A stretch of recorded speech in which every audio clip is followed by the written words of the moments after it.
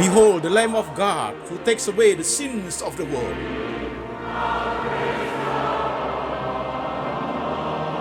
Jesus said, I am the way, the truth, and the life. No one comes to the Father but by me.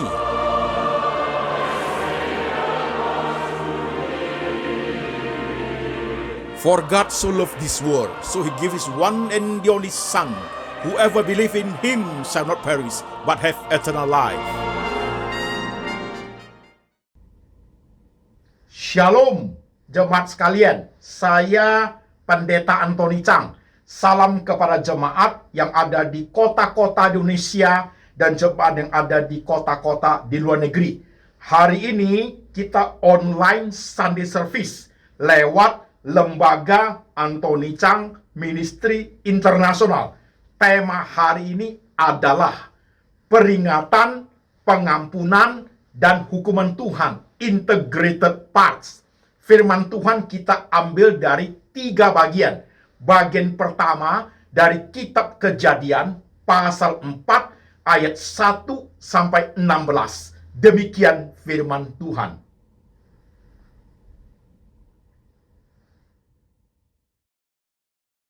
Kemudian manusia itu bersetubuh dengan Hawa, istrinya, dan mengandunglah perempuan itu, lalu melahirkan Kain. Maka kata perempuan itu, aku telah mendapat seorang anak laki-laki dengan pertolongan Tuhan. Selanjutnya dilahirkannyalah Habil, adik Kain. Dan Habil menjadi gembala kambing domba. Kain menjadi petani. Setelah beberapa waktu lamanya, maka Kain mempersembahkan sebagian dari hasil tanah itu kepada Tuhan sebagai korban persembahan. Habil juga mempersembahkan korban persembahan dari anak sulung kambing dombanya, yakni lemak-lemaknya, maka Tuhan mengindahkan Habil dan korban persembahannya itu. Tetapi Kain dan korban persembahannya tidak diindahkannya. Lalu hati Kain menjadi sangat panas dan mukanya muram. Firman Tuhan kepada Kain, mengapa hatimu panas dan mukamu muram? Apakah mukamu tidak akan berseri jika engkau berbuat baik? Tetapi jika engkau tidak berbuat baik, dosa sudah mengintip di depan pintu. Ia sangat menggoda engkau, tetapi engkau harus berkuasa atasnya. Kata Kain kepada Habil adiknya, marilah kita pergi ke padang. Ketika mereka ada di padang, tiba-tiba Kain memukul Habil adiknya itu, lalu membunuh dia. Firman Tuhan kepada Kain, di mana Habil adikmu itu? Jawabnya, aku tidak tahu. Apakah aku penjaga adikku? Firman-Nya, apakah yang telah kau perbuat ini? Darah adikmu itu berteriak kepadaku dari tanah. Maka sekarang terkutuklah engkau, terbuang jauh dari tanah yang menganggarkan mulutnya untuk menerima darah adikmu itu dari tanganmu. Apabila engkau mengusahakan tanah itu, maka tanah itu tidak akan memberikan hasil sepenuhnya lagi kepadamu. Engkau menjadi seorang pelarian dan pengembara di muka bumi. Kata Kain kepada Tuhan, hukumanku itu lebih besar daripada yang dapat kutanggung. Engkau menghalau aku sekarang dari tanah ini, dan aku akan tersembunyi di hadapanmu, seorang pelarian dan pengembara di muka bumi. Maka barang siapa yang akan bertemu dengan aku, tentulah akan membunuh aku. Firman Tuhan kepadanya, sekali-sekali tidak, barang siapa yang membunuh Kain, akan dibalaskan kepadanya 7 kali lipat. Kemudian Tuhan menaruh tanda pada Kain, supaya ia jangan dibunuh oleh barang siapapun yang bertemu dengan dia.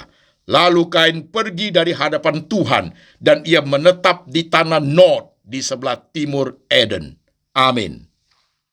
Firman Tuhan bagian kedua diambil dari kitab 2 Samuel 11 ayat 1 sampai 18. Demikian firman Tuhan.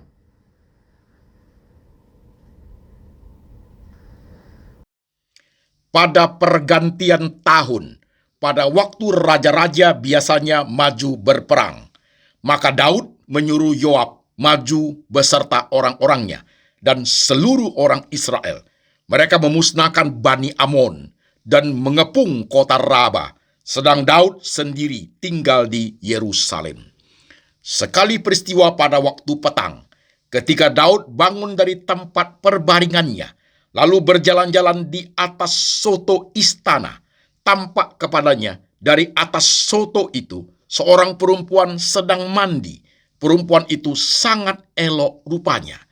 Lalu Daud menyuruh orang bertanya tentang perempuan itu, dan orang berkata, itu adalah Batseba binti Eliam, istri Uria, orang Het itu.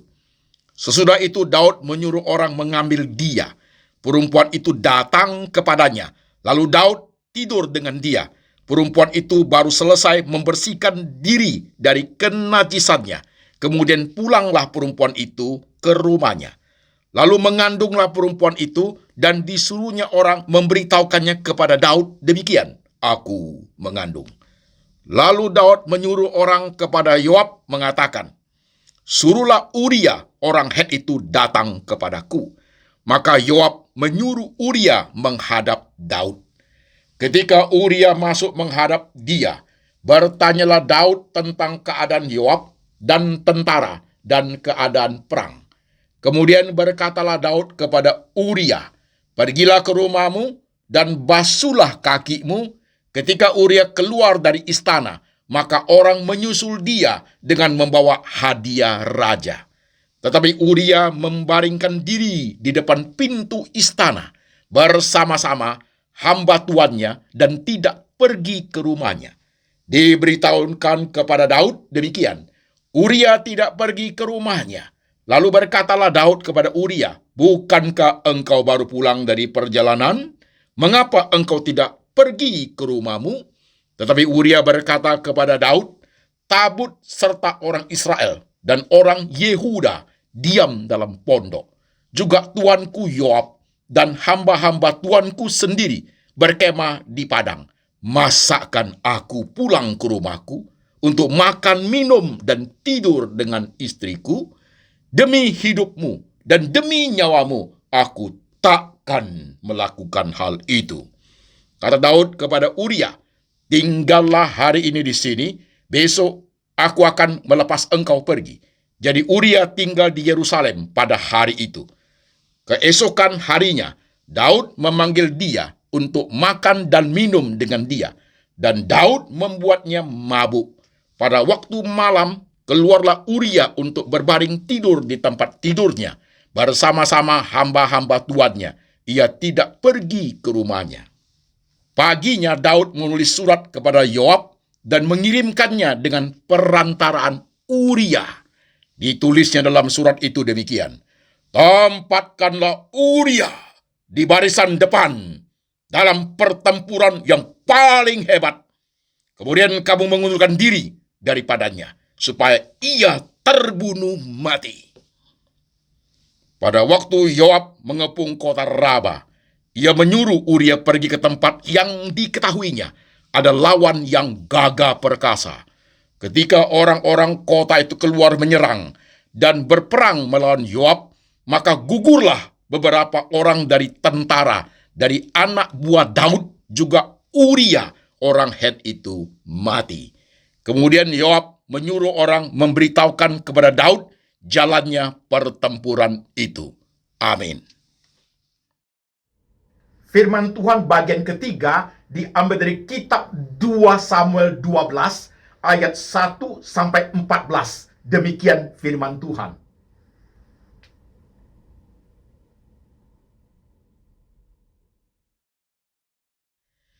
Tuhan mengutus Nathan kepada Daud.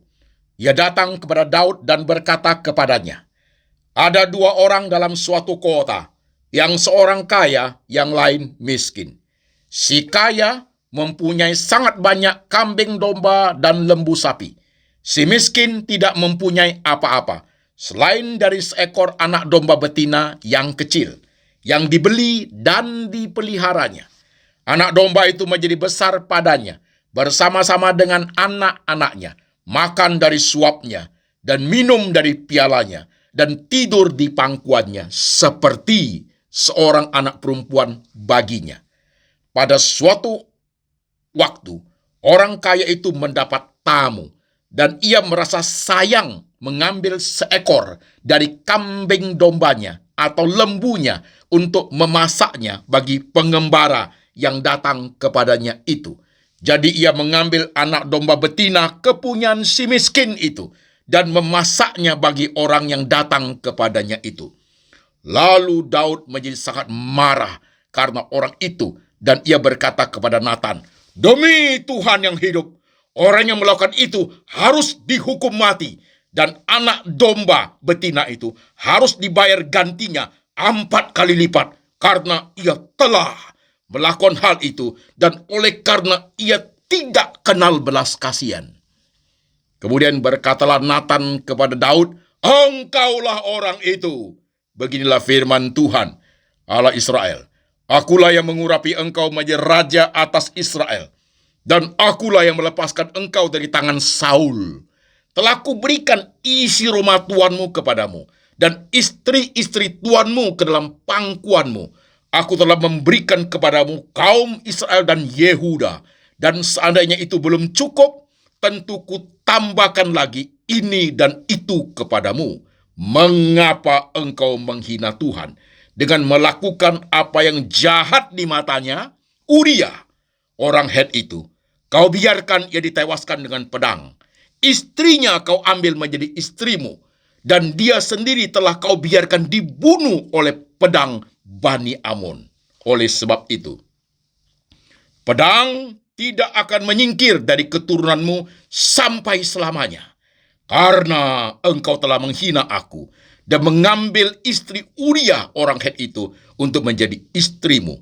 Beginilah firman Tuhan, bahwasanya malapetaka akan kutimpakan ke atasmu yang datang dari kaum keluargamu sendiri.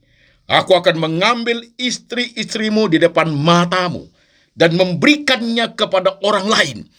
Orang itu akan tidur dengan istri-istrimu di siang hari, sebab engkau telah melakukannya secara tersembunyi, tetapi aku akan melakukan hal itu di depan seluruh Israel secara terang-terangan." Lalu berkatalah Daud kepada Nathan, "Aku sudah berdosa kepada Tuhan." Dan Nathan berkata kepada Daud, "Tuhan telah menjauhkan dosamu itu. Engkau tidak akan mati walaupun demikian. Karena engkau dengan perbuatan ini telah sangat menista Tuhan. Pastilah anak yang lahir bagimu itu akan mati." Amin. Saudara-saudara sekalian, firman Tuhan sudah kita baca, firman Tuhan sudah kita dengar. Sekarang saya mengajak jemaat, baik yang di kota Indonesia maupun di kota-kota di luar negeri, yang sekarang sedang ikut ibadah. Mari jemaat kita tunduk kepala, kita minta hikmat dari Tuhan, supaya firman Tuhan boleh kita dengar dan bisa kita mengerti dengan baik. Mari jemaat kita berdoa. Tuhan Yesus, kami sudah membaca firman-Mu. Kami sudah mendengar firman-Mu. Sekarang roh Tuhan bekerja, mengurapi hamba-Mu ini, memberi dia kata-kata yang sederhana, dengan contoh-contoh yang sederhana, menguraikan firman Tuhan dengan baik, supaya gampang dimengerti oleh seluruh lapisan jemaat. Tuhan Yesus, kami rindu diperbarui oleh kebenaran. Kami rindu hati kami, pikiran kami, iman kami bertumbuh di dalam Engkau pada saat kami mengarungi hidup ini dengan segala problematika yang kami alami. Tuhan, berbicara kepada kami. Kami serahkan hati kami, pikiran kami, iman kami, seluruh keberadaan diri kami untuk diperbaharui oleh firman Tuhan. Tuhan Yesus bekerja dalam hati kami. Tuhan Roh Kudus mengurapi setiap kami. Kami siap mendengar sabda Tuhan. Tuhan Yesus berbicara, kami mendengar. Dalam nama Tuhan Yesus, kami berdoa. Amin. Saudara-saudara sekalian, tema kita hari ini adalah peringatan, pengampunan, dan hukuman Tuhan. Integrated parts. Saudara-saudara sekalian, perlu menyimak dengan baik karena khotbah ini pasti adalah makanan rohani yang keras. Jemaat sekalian, khotbah hari ini, peringatan, pengampunan, dan hukuman Tuhan, integrated part ini terintegrasi, saudara-saudara sekalian, dengan 4 khotbah. Khotbah yang pertama, yaitu tentang peringatan Tuhan, saya khotbahkan bulan Mei 2022. Dan khotbah kedua tentang pengampunan dan hukuman Tuhan, saya juga khotbahkan di bulan Mei tahun 2022. Dan 2 khotbah lagi tentang dosa tersembunyi, hidden sin, saya khotbahkan itu di bulan Agustus tahun 2021, yaitu tanggal 14 Agustus dan 21 Agustus. Jadi khotbah hari ini, jemaat sekalian, integrated parts-nya adalah mengintegrasikan 4 khotbah yang sudah dikhotbahkan lewat lembaga Anthony Chang Ministry Internasional. Jadi memerlukan suatu konsentrasi yang penuh supaya jemaat bisa mengerti firman Tuhan dengan baik. Oke, jemaat. Sekarang kita lanjut. Saudara-saudara sekalian, ketika saya memantau perkembangan dari khotbah lewat lembaga Anthony Chang Ministry Internasional, khusus mengenai tema peringatan Tuhan, viewersnya banyak, saudaraku. Viewersnya ada sekitar 10K viewersnya. Tetapi ketika tema pengampunan dan hukuman Tuhan, viewersnya hanya 2.000, saudara-saudara sekalian. Jadi kelihatan kita orang percaya ini, kalau mengenai tema peringatan Tuhan, kita cukup tertarik. Karena masih diingatkan, masih ada peringatan. Kita tertarik untuk menyimak, untuk mengikuti. Tetapi ketika sampai di pengampunan hukuman Tuhan, kebanyakan dari orang percaya, apalagi sudah melakukan dosa-dosa tertentu, kecenderungannya adalah menghindari. Lebih baik tidak usah dengar, takut mendengar, takut dihukum. Lebih baik tidak usah mendengar, dengar khotbah yang lain saja. Rasanya menutup telinga, menutup kuping ini, saudaraku, supaya tidak mendengar kebenaran itu. Itu biasanya terjadi dalam hidup orang percaya. Kelihatan dari jumlah viewers yang mengikuti kedua khotbah ini, saudara sekalian. Maka oleh sebab itu hari ini saya gabungkan integrated part, peringatan, pengampunan, dan hukuman Tuhan. Sekaligus saya gabungkan dengan 2 khotbah tahun 2021, yaitu dosa tersembunyi, hidden sin. Nah, itu menjadi integrate, saudaraku. Oke, sip, kita lanjut. Jemaat sekalian, waktu kita memperhatikan tema ini, saudara-saudara sekalian, dengan perikop-perikop yang kita baca, saya mengambil 2 tokoh. Tokoh yang pertama adalah di kitab Kejadian pasal 4, yaitu tentang Kain dan Habil. Tokoh yang kedua adalah di kitab Samuel, yaitu tentang Daud dan Uria. Saudara sekalian, perlu dipahami dengan baik. Oke, kita lanjut pelan-pelan, step by step. Saudara-saudara sekalian, peristiwa yang kita ikuti tentang Kain dan Habil dan tentang Daud dan Uria, sebelum peristiwa terjadi, saudara sekalian, sebenarnya sudah ada faktor X yang menyebabkan hal itu. Apakah itu? Itu adalah hidden sin, dosa tersembunyi. Apa itu hidden sin, Pak Pendeta? Dosa tersembunyi adalah dosa yang di dalam hati, yang hati setuju dengan pikiran untuk melakukan suatu tindakan karena iri, benci, dengki, dendam, dan lain sebagainya, saudara sekalian, itu memicu dalam hati dan pikiran itu bersatu untuk melakukan tindakan. Itu belum in action, itu masih hidden, masih tersembunyi, maka disebut dosa tersembunyi. Jadi kasus Kain dan Habil, kasus Daud dengan Uria, sebelum kejadian terjadi, sudah didahului oleh hidden sin yang tersimpan di dalam hati Kain dan Daud. Perlahan sebentar. Saudara-saudara sekalian, penting untuk menyimak hal ini. Hidden sin itu, saudaraku, dosa yang tersembunyi itu tidak ada satu orang pun yang tahu kecuali orang itu sendiri. Karena masih tersimpan dalam hati. Masih tersimpan dalam hati. Nanti kalau dia sudah in action, baru kita tahu, saudara sekalian. Oke? Ini masih ada dalam hati orang tersebut. Menggebu-gebu di dalamnya. Menggelegar dalamnya. Itu disebut hidden sin. Saudara-saudara sekalian. Perlu disimak dengan baik. Saudara-saudara, hidden sin itu akan menjadi action, menjadi tindakan ketika hidden sin itu, poin pertama, pasti sudah direncanakan. Itu hidden sin. Dosa yang tersembunyi itu pasti sudah ada planningnya, ada rencana. Hati dan pikiran sudah akur untuk merencanakan sesuatu terhadap pribadi orang-orang tertentu yang kita tidak suka, kita benci, kita iri, kita marah. Itu di dalam hidden sin itu, hati dan pikiran kita sudah bersatu untuk ada suatu rencana, ada suatu planning yang terencana. Itu poin pertama. Poin kedua, saudara-saudara sekalian, tunggu kesempatan. Jadi ada rencana, ada sesuatu sudah terencana, dan itu kesempatan yang ada, maka hidden sin itu, saudara sekalian, dinyatakan dalam action dengan tindakan. Tindakan hidden sin itu, action yang terjadi itu menyangkut dua hal, saudaraku. Tindakan action dalam hidden sin itu, tindakannya menyangkut dua hal. Hal yang pertama adalah in statement. Saudara kalau refer ke dosa tersembunyi, khotbah saya itu akan dijelaskan di sana, lebih terperinci. Yang pertama adalah in statement, yaitu ketika dosa tersembunyi sudah di-actionkan keluar, pertama yang muncul adalah in statement. Dengan kalimat-kalimat fitnah, gosip, menjatuhkan, merendahkan, pokoknya mendiskreditkan orang-orang yang kita tidak suka, itu baru in statement. Nah, in actionnya saudaraku, itu bermacam-macam. Bahkan sampai ke tahap itu menghilangkan kehidupan orang lain. Itu loh saudaraku. Jelas? Sekarang kita lanjut pelan-pelan. Nah, sekarang kita akan melihat dua tokoh ini. Kita mulai dari Kain dan Habil dulu. Jemaat menyimak dengan baik.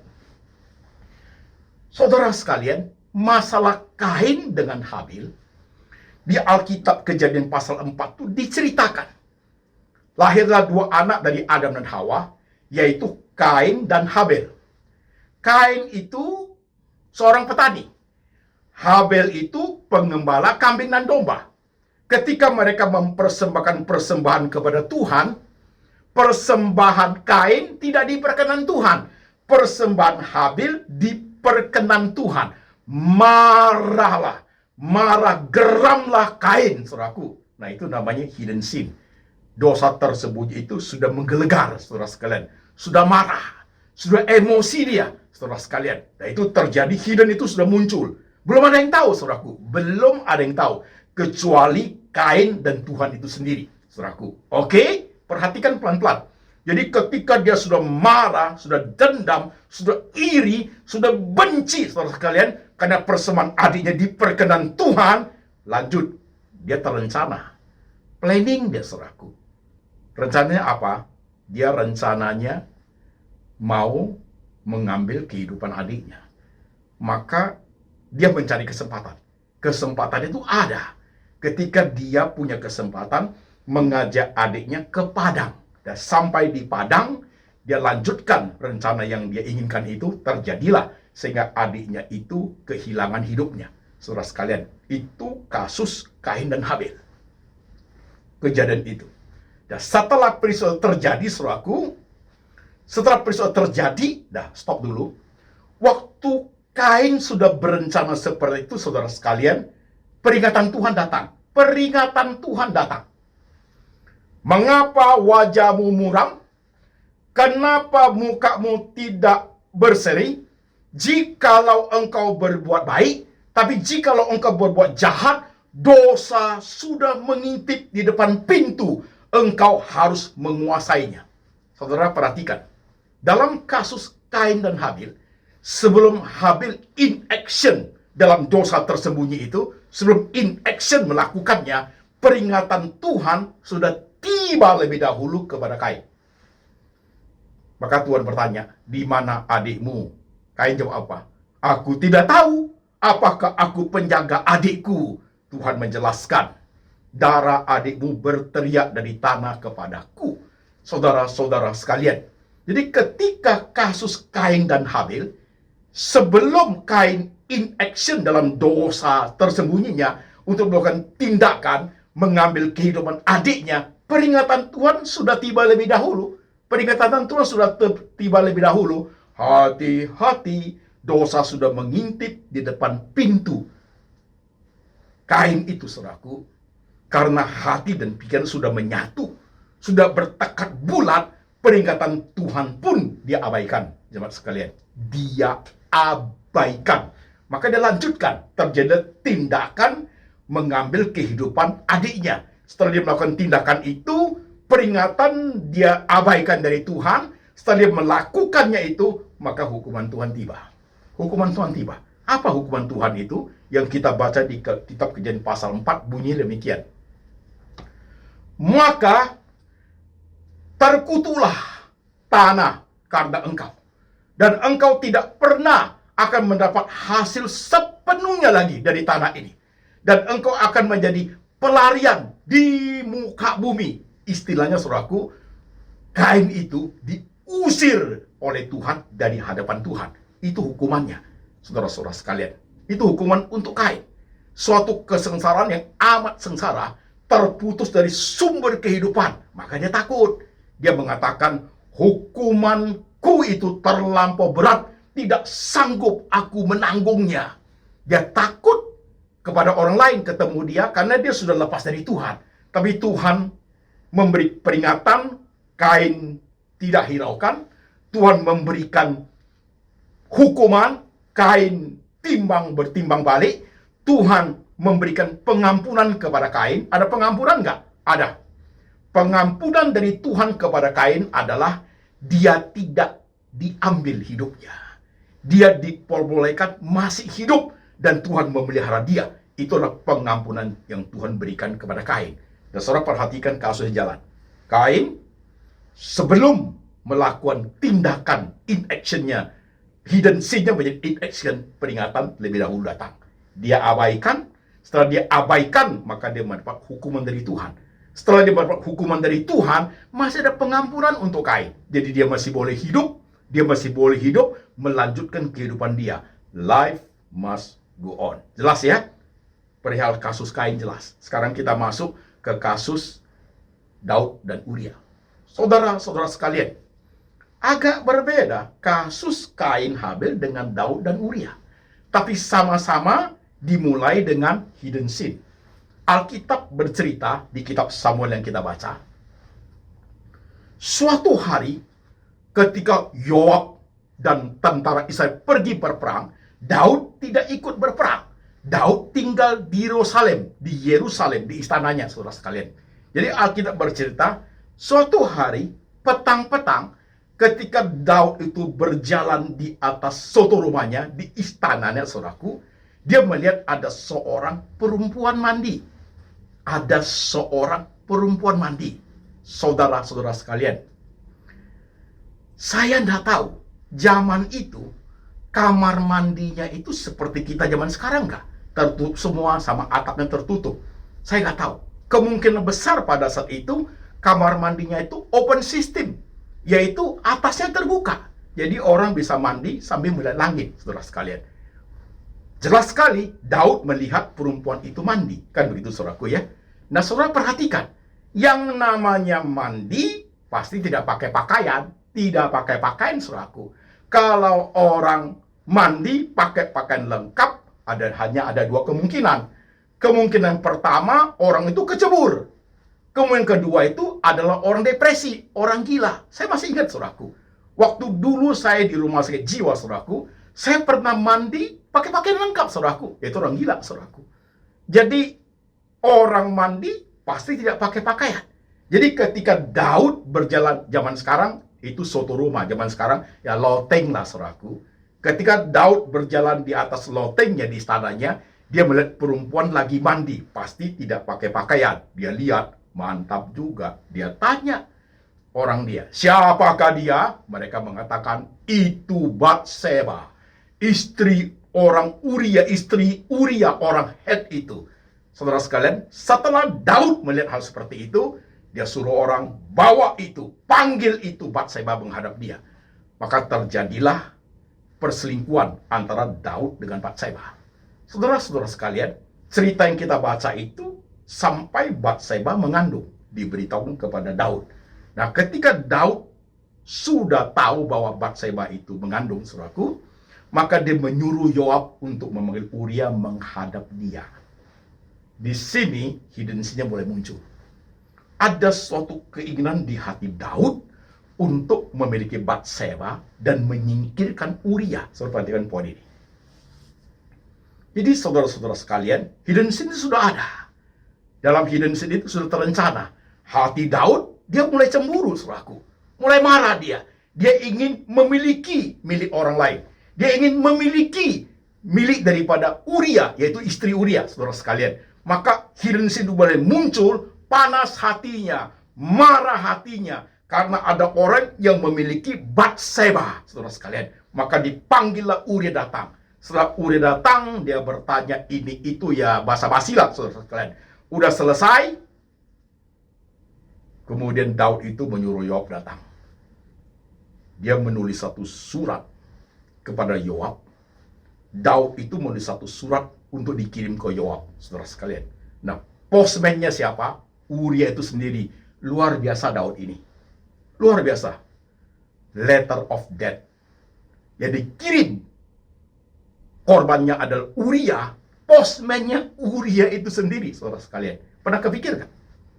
Apa Daud tidak terpikir? Apakah Uria tidak bisa baca surat itu? Saya rasa tidak.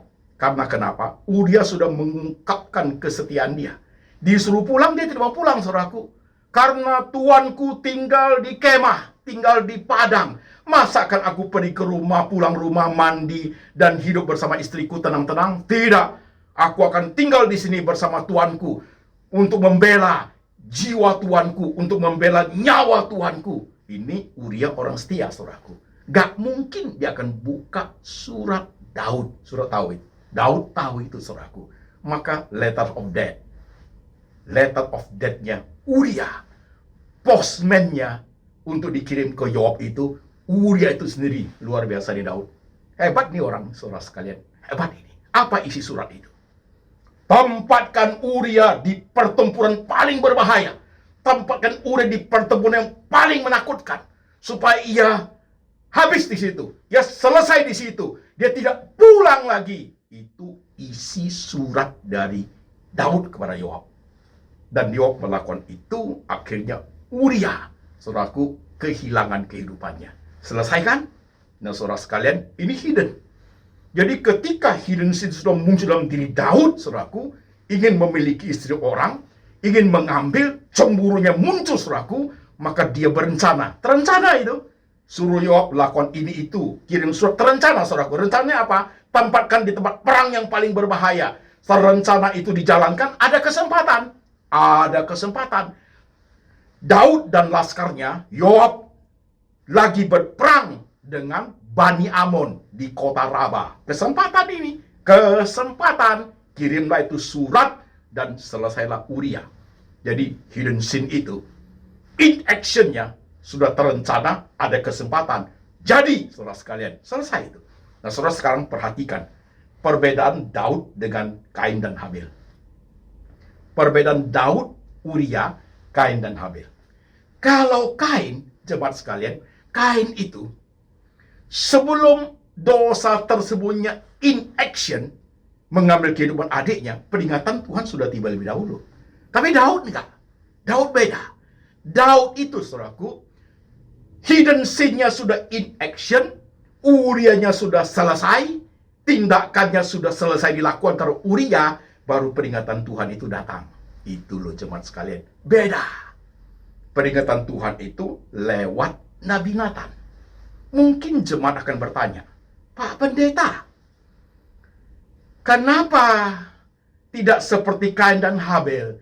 Kalau peringatan duluan tiba, kan Daud bisa bertobat dulu. Daud kan orangnya hatinya bertobat. Saudara sekalian, tidak ada jawaban itu. Kalau saudara ingin tahu, saudara tanya Tuhan. Nanti suatu hari ke surga, tanya, kenapa itu Tuhan? Justru kita melihat Ada orang seperti Kain, peringatan tiba lebih dahulu, tidak bertobat kok. Ada orang seperti Daud, peringatan tiba setelah Daud melakukannya, Daud bertobat loh saudaraku. Manusia itu karakternya beda-beda. Tapi kenapa Tuhan mempraktekkan pola yang berbeda Tuhan? Tuhan bekerja dalam segala sesuatu dengan cara Tuhan untuk mendatangkan kebaikan saudaraku. Itu jawabannya. Oke, sekarang perhatikan, kita lanjut. Setelah Daud melakukan tindakan itu, peringatan Tuhan baru tiba lewat Natan. Dan Natan memperingati Daud dengan cara yang kita baca di kitab Samuel itu saudaraku. Natan memberikan satu cerita, ilustrasi, saudara sekalian. Ada dua orang, satu kaya, satu miskin. Yang kaya itu sapi, lembu, apa-apanya banyak sekali. Yang miskin itu cuma ada satu domba kecil. Dia beli di pasar, dia jaga, dia kasih makan, dia sayang sampai domba itu menjadi besar. Suatu hari, ketika yang kaya itu datang tamunya, dia ingin menjamu tamunya, tapi dia sayang kepada kambing dombanya. Dia tidak mau potong. Dia ambil orang miskin punya domba itu, dia ambil. Dia masak untuk tamunya makan. Ketika Natan bercerita seperti kepada Daud, marah besar Daudnya. Marah luar biasa. Siapa orang itu? Ia harus dihukum. Ia harus dihukum mati itu orang. Karena orang itu tidak ada belas kasihannya. Marah sekali Daudnya. Makanya jawab apa, saudara sekalian? Lu lah orangnya, lu orangnya. Nggak mudah loh, punya nabi yang berani nunjuk raja seperti itu. Saat itu, Daud kuasanya besar sekali. Natan nunjuk, lu orangnya. Nah, ketika ditunjuk seperti itu, Daud itu langsung bertobat, saudara sekalian. Nah, sekarang pelan-pelan, perhatikan. Daud sudah melakukan tindakan, peringatan Tuhan baru datang. Peringatan Tuhan baru datang. Pakai Natan, pakai ilustrasi domba, saudara sekalian. Daud sadar, bertobat dia. Aku sudah berdosa kepada Tuhan. Dia bertobat. Nah, ketika terjadi peringatan sudah datang, dia bertobat. Ada hukumannya nggak Pak Pendeta? Nah, ini perlu menyimak dengan baik. Hukumannya ada, jemaat sekalian. Hukumannya ada. Apa hukuman Tuhan buat Daud?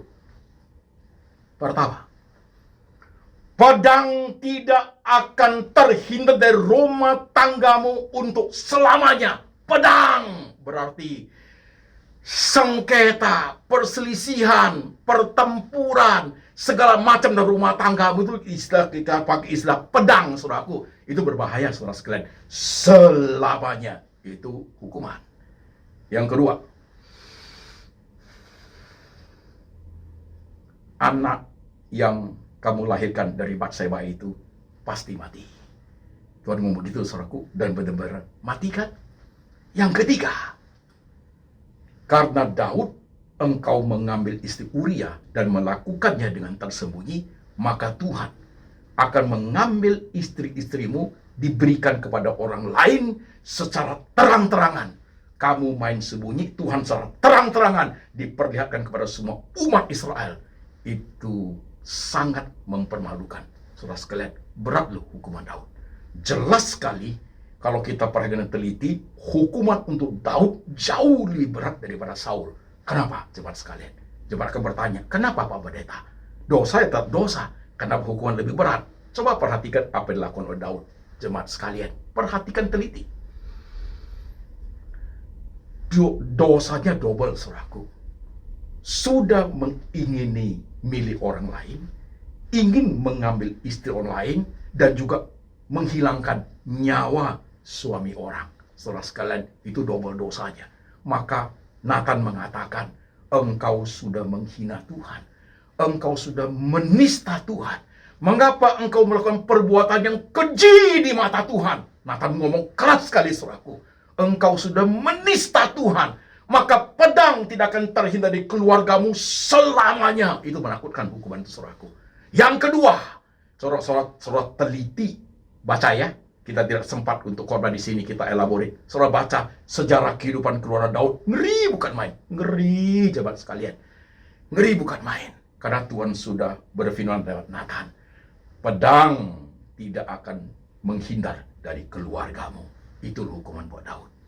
Ada nggak pengampunan untuk Daud? Ada. Pengampunan untuk Daud sama dengan Kain. Daud tidak diambil hidupnya, diberikan kehidupan untuk lanjut. Life must go on. Jemaat, perhatikan dengan baik. Dua tokoh ini, jemaat sekalian, sama-sama hidden sin. Sudah hidden sin, muncullah hati dengan pikiran akur untuk merencanakan terencana itu. Dan sama-sama mencari kesempatan. Kesempatan Kain ada, diajak ke padang. Kesempatan Daud ada perang dengan Bani Amon. Nah, ketika sudah terencana, kesempatan itu ada, maka dosa hidden sin itu, dosa tersembunyi di inactionkan, terjadilah, saudara sekalian, terjadilah apa yang saya jelaskan hari ini. Jemaat sekalian, lanjut loh. Hidup Kain lanjut, hidup Daud lanjut. Saudara baca sendiri kehidupan mereka kayak apa. Oke, jemaat penyimak dengan baik. Ini suatu integral part yang membutuhkan satu perhatian yang sungguh-sungguh. Saudara, kalau sudah perhatikan demikian, kita maju satu langkah lagi. Jemaat akan bertanya, Pak Pendeta, kalau sudah seperti ini, apakah kebenaran yang sudah tertuang dalam kitab yang kita baca ini masih relevan nggak dengan zaman kita hidup ini? Oh iya, saudaraku, bukan masih, tetap relevan sampai selama-lamanya. Sampai selama-lamanya, saudaraku. Karena ini prinsip kebenaran. Dua tokoh itu, Kain, Habel, Daud, Uria, hanya menjadi contoh kehidupan. Untuk kita pahami, kehidupan bisa terjadi kepada siapa saja, saudaraku. Di negara mana, di kota mana, kepada ras siapa, kepada suku siapa, kepada kita siapa saja. Orang percaya maupun orang tidak percaya, namanya human, manusia, itu bisa terjadi, saudara sekalian. Oke, sekarang kita lanjut lagi ke satu bagian. Saudara-saudara sekalian, ketika kita coba mengkontekstualisasikan apa yang kita dengar kebenaran hari ini dengan kehidupan zaman now, saudara harus menyimak. Saudara harus menyimak, termasuk saya, jemaat sekalian. Hati-hati loh hidup ini. Kalau di hidupku, di hidupmu, sudah terpelihara hidden sin, dosa tersembunyi. Inactionnya bisa muncul dalam dua. Saya sebutkan tadi kan, satu, instatement. Fitnah, menjatuhkan, gosip, menjelekkan orang lain, terjadi pembunuhan karakter, macam-macam kita lakukan untuk mendiskreditkan orang lain. Itu pun nanti ada hukumannya, saudaraku. Ada hukumannya. Dan hidden sin yang kedua adalah terjadi apa, saudaraku? Menghilangkan kehidupan orang lain. Perhatikan dua poin ini. Oke? Nah, ketika kita mengkontekstualisasikan dalam hidup zaman now ini, saudaraku, peringatan tetap ada. Seperti khotbah hari, peringatan buat jemaat saudara sekalian. Hukuman ada, tetap ada hukuman itu. Pengampunan ada, tapi harus memperhatikan beberapa prinsip berikut ini, jemaat sekalian. Kain buat dosa, katakanlah dia, Tuhan ampuni. Tuhan ampuni nggak? Ampuni. Daud jelas sekali di kitab suci dikatakan dia bertobat, dia mengaku dosa, saudaraku. Dia meratap, dia berpuasa. Tuhan ampuni nggak? Tuhan ampuni. Tetapi ketika kita coba bridging menjembatani untuk zaman kita hidup, kita tidak bisa loh. Kita harus paham loh. Di negara di mana kita hidup, di zaman now ini, banyak negara di dunia ini, negara-negara yang sudah berdaulat, setiap negara punya perangkat hukumnya sendiri. Punya pengadilan, punya cara, punya regulasi untuk mengatur kehidupan rakyat, saudara sekalian. Oke, termasuk Indonesia.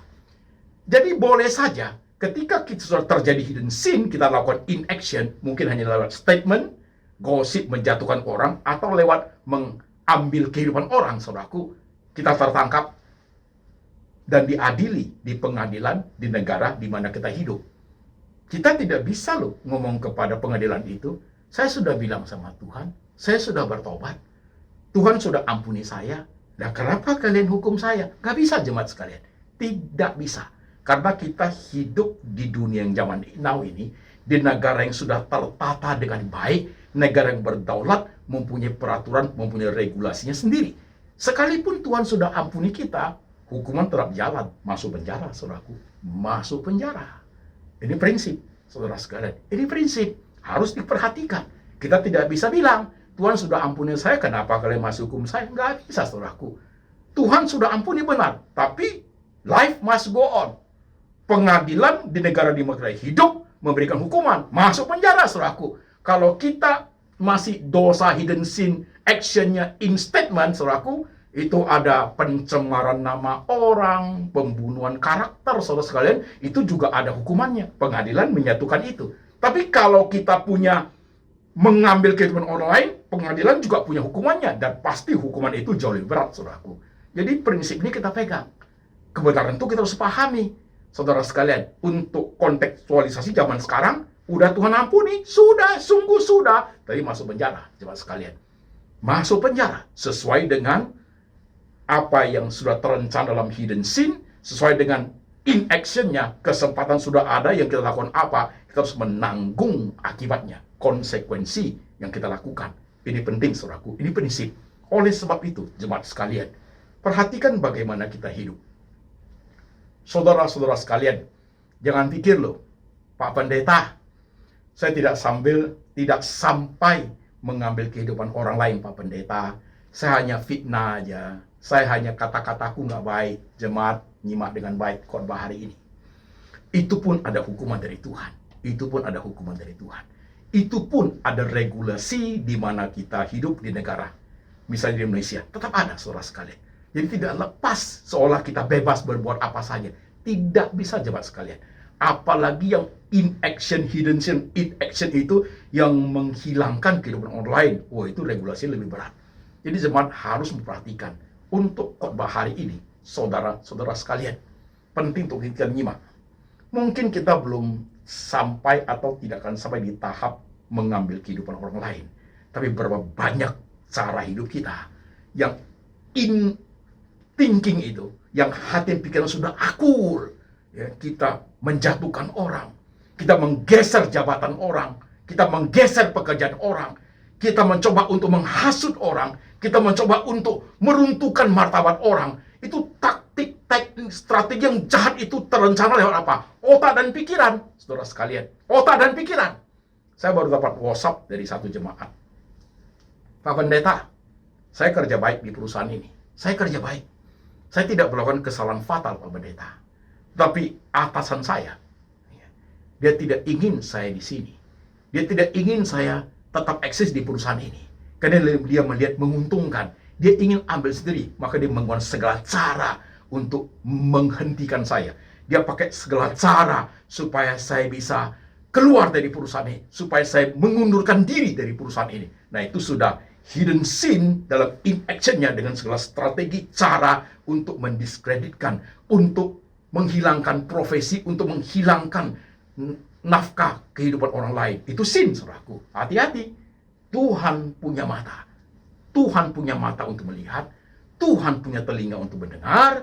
Tuhan punya tangan untuk melakukan peringatan dan hukuman. Tuhan punya kaki untuk bisa jalan ke tempat di mana kita melakukan tindakan seperti itu. Jemaat aware. Hati-hati dalam hal ini. Sekalipun kita tidak menghilangkan kehidupan orang lain, tapi kalimat ini, mulut ini, lidah ini akan menjadi hukuman buat kita kalau kita melakukan tindakan-tindakan yang Tuhan tidak perkenan. Jemaat harus perhatikan. Biasanya, kalau kita sudah iri, benci, dendam, laki perempuan sama. Kalau udah ketemu gosip itu pasti. Kalau kita tidak seseorang yang kita tidak suka, keluar kalimat-kalimat yang tidak baik. Bahkan sesuatu yang tidak benar pun kita omongkan. Saudara mau tahu? Ketika keluar kalimat seperti itu tanpa kita sadari, kita sedang menceritakan kepada orang lain pribadi kita itu seperti itu. Menceritakan siapa kita sesungguhnya. Ini poin, jemaat sekalian. Perhatikan diri kita masing-masing. Saya berharap khotbah hari ini, khotbah yang sulit memang. Khotbah memerlukan suatu pemahaman jauh lebih dalam, perenungan jauh lebih dalam. Suatu khotbah yang kontekstual dengan zaman di mana kita hidup. Suatu khotbah yang saudara butuh dengar 2 kali, 3 kali, mungkin 5 kali. Untuk menyimak bagian poin-poinnya. Dan jadikan ini menjadi suatu pedoman hidup, saudara sekalian. Hati-hati dengan peringatan Tuhan. Hati-hati dengan hukuman Tuhan. Hati-hati belajar apa yang Tuhan mau dalam hidup kita. Juga pahami mengenai pengampunan Tuhan. Hati-hati hidup ini, men. Hati-hati, men. Tuhan itu panjang sabar, baik. Tuhan itu maha baik, maha tahu. Tapi jangan lupa, Tuhan itu Tuhan adalah hakim juga. Tuhan yang menjadi hakim di antara kita semua, saudara sekalian. Tuhan adalah Tuhan yang menghukum jemaat sekalian. Perhatikan dengan baik. Ini menjadi poin buat kita semua. Nah, bawa pulang firman ini. Sorry to say, saya tidak tahu loh, hidden sin yang ada dalam dirimu apa. Saya pasti tahu hidden sin dalam diriku apa. Saya dan saudara harus belajar untuk apa? Pahami hati dan pikiran kita. Kalau dia sudah kuat bersatu untuk melakukan tindakan kejahatan, saudaraku, cepat seperti saya khotbahkan minggu lalu. Tuhan, selidiki aku, kenal hatiku, kenal pikiranku. Jikalau jalanku serong, tuntunlah aku jalan yang kekal ya Tuhan. Supaya kita minimize, supaya kita tidak jatuh dalam suatu tindakan dosa yang menyebabkan hukuman dari Tuhan, sekaligus hukuman daripada di mana kita hidup di negara kita berada. Saudara sekalian, hati-hati jemaat. Bawa firman ini pulang. Bawa firman ini pulang. Setiap saudara pasti sadar tindakanmu apa. Kau paling tahu. Engkau dan Tuhan yang paling tahu dalam hatimu seperti apa. Firman sudah sampai, jemaat menyimak dengan baik. Apa yang dikhotbahkan hari menjadi suatu peringatan besar, menjadi suatu kebenaran yang sedang dibicarakan pada zaman ini, menjadi suatu fakta hidup, zaman perjanjian lama, perjanjian baru, dan zaman sampai sekarang, suatu realita kehidupan yang kita lihat sehari-hari dalam sosial, politik, budaya, semua kehidupan manusia itu dalam peradaban kita. Kasus-kasus seperti itu nyata dan ada, dan konsekuensinya sama terjadi kepada siapapun ketika melakukan tindakan dosa tersembunyi seperti itu. Terencana dan terrealisasi dalam kesempatan yang ada. Mari kita belajar untuk berubah. Kita belajar untuk hati-hati. Kita belajar bertobat. Kalau dalam hati kita, dalam pikiran kita sudah timbul pikiran jahat, sudah timbul hidden sin yang terencana untuk merusak, menghancurkan, yang sifatnya destruktif untuk orang lain, saudara bisa dihukum oleh Tuhan dan dihukum oleh negara. Mari jemaat, kita tundukkan kepala, kita berdoa.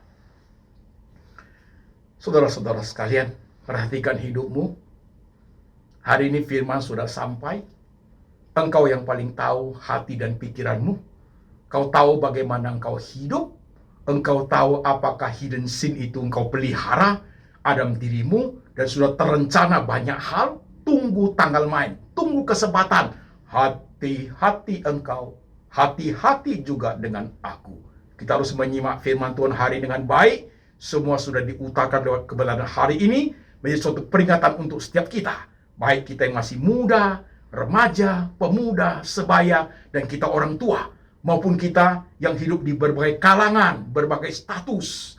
Dosen, mahasiswa, businessman, ibu rumah tangga, dalam dunia sekuler yang kita arungi, seorang politikus, dalam dunia kemiliteran, saudara dalam dunia politik, sosial, budaya, saudara juga dalam dunia olahraga, apapun bentuknya, saudara sekalian, hati-hati hidup ini, hati-hati. Jikalau dosa sudah mengintip depan pintu, cepat bertobat, jangan seperti Kain. Belajar seperti Daud, punya hati yang cepat bertobat. Belajar seperti Daud, tapi hati-hati saudaraku, jangan sampai yang kita lakukan itu benar-benar merusak hidup orang lain, dan hukuman Tuhan itu double, sangat menakutkan. Jangan sampai pedang itu ada di rumah tangga kita selama-lamanya. Itu tragedi, saudara sekalian. Bawa firman ini pulang, hiduplah dengan baik, takutlah akan Tuhan, takutlah akan Tuhan. Hidup dengan jujur, kerja dengan baik, hidup dengan suci, maka engkau diperkenan Tuhan, diberkati Tuhan. Jemaat, 1 menit, engkau berdoa sebentar. Saya tidak tahu dalam hatimu sedang menggelegar apa. Saya tidak tahu dalam hatimu sedang berkecamuk apa. Engkau yang tahu dan Tuhan sedang melihat. Berdoa sendiri-sendiri. Jikalau engkau sudah melakukan hidden sin, minta ampun sama Tuhan. Cepat bertobat. Jika engkau sudah mulai mereka-reka yang jahat, mulai merencanakan, cepat minta ampun, cepat bertobat, berhenti, stop langkahmu sebelum hukuman Tuhan tiba. Tuhan Yesus, inilah kebenaran yang kami dengar hari ini. Siapapun kami di hadapan Engkau, kami manusia biasa. Bisa terjadi kepada setiap kami, termasuk hamba Tuhan, termasuk hamba-Mu ini, hidden sin yang kami pelihara. yang kami pupuk dalam hati kami menjadi besar, menjadi terencana. Ampuni kami Tuhan, sucikan kami, bersihkan kami dan hisop, layakkan kami Tuhan. Selidiki hati kami, selidiki pikiran kami ya Tuhan. Jikalau pikiran kami salah, hati kami jahat, bawa kami ke jalan yang kekal ya Tuhan. Tolong kami ya Tuhan Yesus. Dengar kami berdoa. Letakkan tangan-Mu di pikiran jemaat, letakkan tangan-Mu di hati jemaat Tuhan. Teguhkan mereka, sucikan, kuduskan mereka, supaya hidup berkenan kepada Engkau. Tuhan, kami tahu life must go on, bergantung kepada Tuhan sampai selama-lamanya. Kasih dari Allah Bapa turun atas jemaat. Yesus Kristus adalah gembala yang baik, selalu memelihara jemaat. Dan Tuhan Roh Kudus selalu mengingat kami akan kebenaran yang tertulis dalam kitab suci, supaya kami hidup di dalamnya. Kami hidup sesuai dengan kebenaran sampai selama-lamanya. Sampai suatu hari Tuhan Yesus datang kembali menjemput setiap kami yang percaya. Dalam nama Tuhan Yesus kami berdoa. Amin.